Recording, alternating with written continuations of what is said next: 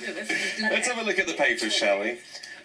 This is the Observer's front page. It talks of Labour's fears that the party's ambiguous stance on Brexit could hand votes to the Lib Dems in the upcoming European elections.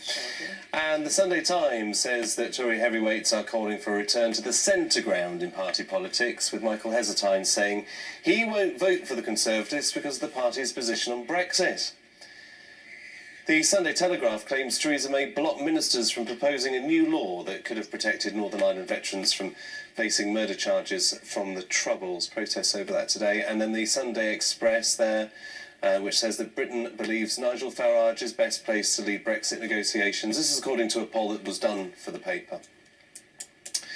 So, let's have a look at the Observer, shall we? We're going to start with that. Labour MPs fear their stance on Brexit will hand votes to the Lib Dems. You know, what does that headline tell you, Penny, about the way about the way MPs of all parties are thinking at the moment? Are they thinking about Brexit or thinking about the party? I think they're thinking about the party, and the point is that the reason for this is because Labour, they've been trying, haven't they? Endless interviews have been done. But what about a second referendum? Where do you stand on Brexit? Nobody really knows. So what's happened is that anybody who is a Remainer who either wants a second referendum or wants Brexit toned down so that essentially it's just still Remain in all but name, they're all going to the Lib Dems. And that's that's the worry, is that they're going to the Lib Dems. And the Lib Dems, it's saying now that Vince Cable's party is running first place in London and could even beat Labour overall. And that's the truth. I have an Italian neighbor who picked up Labour's leaflet, and he said to me, "What's this leaflet for? Isn't this for the EU elections?" I said, "Yes, it is." He said, "But where is the information about the EU?" And I said to him, "You kids are so lazy now. Why don't you just look and find it?" And he sort of searched and searched, and he found it. He said, "But this is not going to make people understand anything about the EU." I don't know what Labour is doing, and I'm saying this as a Labour supporter and a Labour voter. I don't know what they're doing. I don't think you can second-guess the voter going by the local elections that we had, actually. No. And also, you've got Margaret Hodge in the Sunday Times, which is a similar sort of story. Populist Surge thinks Tories and squeezes Labour. But you've got Margaret Hodge. I like the fact that they're all called grandees now, aren't you? Would just say grandees. Anyway, she's essentially saying, even though she slightly distanced herself from the comments, but she's slightly saying, vote tactically, don't necessarily vote for Labour. Well, that is what people are going to do anyway, because let's face it, this is a protest vote. This vote on Thursday is going to be a protest vote. I don't think we're going to need a second. Do we need a second referendum? This is the second referendum.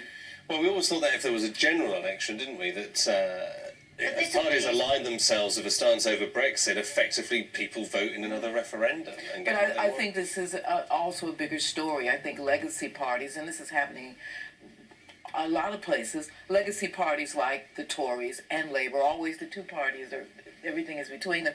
I think people are just tired of them, actually. I think they just want something different. And I also think they've lost faith in all the political process, parties and in the political process. Because there we are.